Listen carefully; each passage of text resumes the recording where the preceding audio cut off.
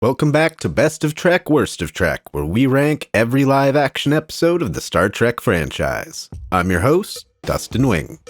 Starting us off today at number 715 is BDSM Hunger Games, or The Gamesters of Triskelion. Kirk and a landing party beam down and are taken prisoner. They're forced into combat with other captives on this planet. While imprisoned, Uhura gets, let's say, an aggressive gentleman that does something not good to her in the shadows. Chekhov has some awkward moments with an early attempt at representing trans people in Trek. Kirk slowly loses clothing till he's in nothing but bondage gear. And at the end, he discovers that a bunch of alien brains being kept alive artificially are controlling the whole thing and betting on the outcomes of everything. It seems like there was an attempt at a real plot in this one, and then they threw a bunch of weird sex stuff at it and made it a skippable episode of TOS. Playing in the Sand at number 714 is Lacrosse with Osama bin Laden, or Desert Crossing. The Enterprise gives a ride to a group of people, and when Archer and Trip are treated to the hospitality of their planet, the rest of the crew find out that he's meeting with what's considered this planet's version of Osama bin Laden. When Enterprise lets Archer know, he and Trip escape into the desert and hide out there for no reason. At the end, they're found by Osama, and per his code of honor, would never harm an honored guest. They were in no real danger, and that's the end of that.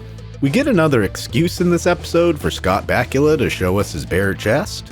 We also get to see one of the best comical bad guy character actors of the 90s, Clancy Brown, who despite the silly role, he plays it at a very high level. The episode is a reason for the Prime Directive, and also a completely worthless hour of television. Martyred for no good reason at 713, we have Where'd She Go? Or Second Sight. So Sisko starts seeing a woman randomly who keeps disappearing. It turns out she's some kind of spirit form of the wife of a scientist passing through DS9 to do the magnum opus of his career in reigniting a star. Sisko spends time trying to figure out the mystery of the alternate woman he's seeing, and at the end, the scientist, who could have easily built a probe to fly into this dead star, decides to go out in a blaze of glory, piloting the device himself manually. It does work, and Sisko gets a weird, unsatisfying answer to his mystery. The acts in this one feel disassociated, and the scientist is the biggest bag of wind and the most extreme example of the overly grandiose scientist cliché we see repeated throughout Trek. This is the most boring episode of DS9 there is. Enraging fans at number 712 is Misplaced Anger, or Fury. Kes coming back to guest star years after her departure from Voyager should have been a fun-time happy moment. Instead, we're treated to negative character development. We open with Janeway finally solving the running background joke about what Tuvok's real age is, and knowing that today is his birthday. Kes rams Captain Braxton's time ship into Voyager, and her presence starts destabilizing the ship the way it did in her last appearance in The Gift. Except now, it's personal. For some reason. She interacts with the warp core and uses her Kes powers to go back to shortly after she came aboard the ship, and knocks her past self out to try and get Voyager harvested by the Vidians and take her younger self back to Ocampa. I guess a few years alone by herself made her forget that she left the Ocampa settlement on her own, and all Janeway did was give her a choice to not go back with the Kazon on the surface. In the end, she sees a hologram of her younger self telling her not to do it, and that's all she needed to do to stop her from being the Wicked Witch of the West. The visual effects are the only thing saving this one from being the worst episode of Voyager, because this is another story that goes nowhere. Feeling real good at number 711, we have Flowers of Love, or This Side of Paradise. Kirk is ordered to evacuate a human colony that wasn't previously known about. They beam down with a big landing party that surprisingly will all make it through the episode alive. We find out that Spock had a past love interest in one of the colonists. When she shows him some flowers made of felt, they spray glitter all over him to make him high as a kite. He tricks others into being glitter bombed and beams some up to the ship to the point where it affects the entire crew. Kirk is the last one to get crop dusted, and when he tries to leave the Enterprise, figures out it's pure rage that will counteract the effect. So he beams Spock up and starts insulting him till Spock's stunt double beats the hell out of Kirk's. This one is hokey to the extreme. Leonard Nimoy at times seems like he's playing William Shatner playing Spock.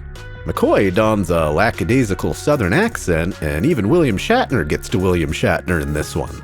I hope that in the upcoming series Strange New Worlds, we finally find out what Spock's previous connection was to this woman. I bet it would be much more interesting than this episode. There's no coffee in the nebula at number 710. Ghost Chakotay. Or Cathexis. We jump into Janeway playing a holo novel, and one of the best things of this episode is the governess played by recurring Trek actress Carolyn Seymour. Chakotay and Tuvok are running scans of a nebula in a shuttle when they're attacked by energy beings. Chakotay is brain dead for the rest of the episode, and a mysterious presence starts taking control of Voyager crew, making them take actions to avoid the upcoming nebula. In the end, it turns out Chakotay's soul was displaced and floating around the ship trying to keep the entire crew from being taken over by the energy beings. Unbeknownst to anyone till the end, Tuvok has been harboring one of the aliens and takes control of the bridge, before a ghost Chakotay outsmarts him and eventually gets reunited with his body. We get to really see how jealous Neelix is when Kes feels a presence in her quarters, and really the whole first 2 seasons feel like Neelix is creepy and grooming Kes to be what he wants her to be. This is hokey skippable Trek. Coming in at 709, we have Emptiness, or The Empath. The big 3 beam down into a black soundstage with no real sets to speak of. They meet a mute mime woman as a race of aliens tests humanity until Kirk figures out a way to escape. Yep, that's the whole plot, and it feels like we've been here before. It seems like the producers were trying to save money by keeping this one as cheap as possible. There's a few good lines of dialogue and a whole lot of absurd downtime to be skipped. Beaming into number 708, we have Sexy Clockwork Orange, or Dagger of the Mind. In another infamously parodied and copied episode of TOS, we start off with not 1 but 2 transporter operators that aren't familiar with the beaming procedures of the penal colony that they're beaming cargo to, and haven't figured out that the defense shield is up until Kirk comes and saves the day. In a plot point absolutely everyone saw coming, they beam a box up from the penal colony that contains an escaped psychotic inmate. After he knocks out the transporter operator, he runs around the ship for a minute, they get him under control and sedate him many times in between rambling throughout the episode. When it's discovered that it's not an inmate, but a staff member, Kirk wants to beam down. He wants the best psychiatrist on the ship to accompany him, until he finds out that the most qualified individual is a female crew member Kirk had an encounter with at a party one time. The uncomfortable one-night stand joke plays in different ways through the rest of the episode. They meet with the head of the penal colony, and Kirk has more questions than answers, even though the expert he brings with him thinks everything is fine. The inmates are extremely low affect and seem to be coping with prison life a little too well. Kirk and Dr. Noel try out a machine they were told doesn't work, but find out it's a brainwashing machine that works through lights and subliminal suggestions. When the head of the colony catches them, he makes Kirk think he's madly in love with Dr. Noel and then puts them in a room together.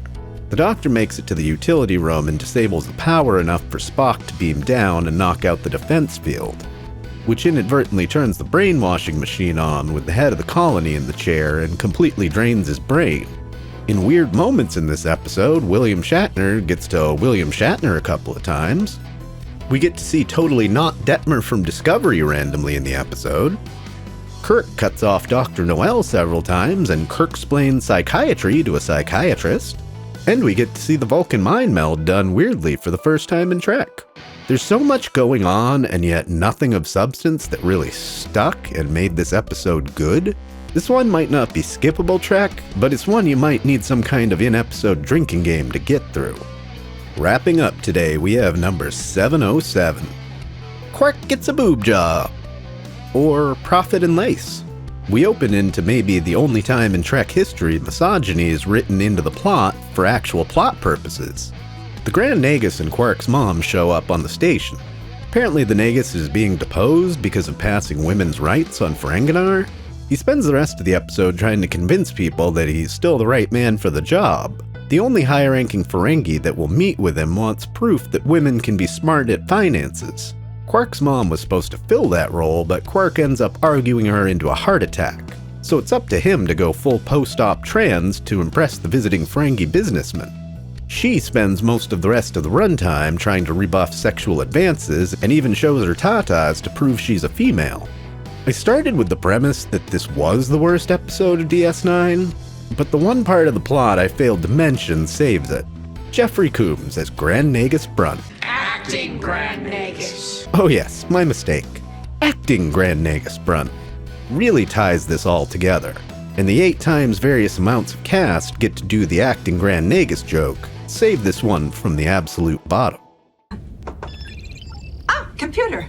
That program is available. Thanks, Majel. Majel. Thanks, Majel. Majel.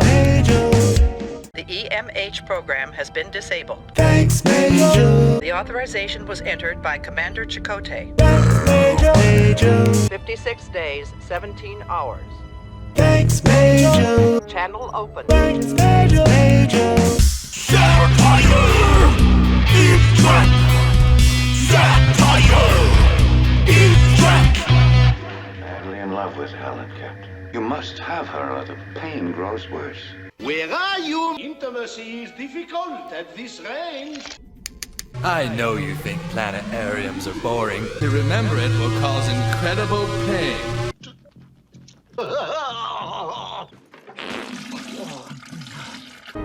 Now, Ensign. I said now, Silent Bob. I remember. Remember Ghostbusters? Oh, I remember. I promised to show her the galaxy. I can show you the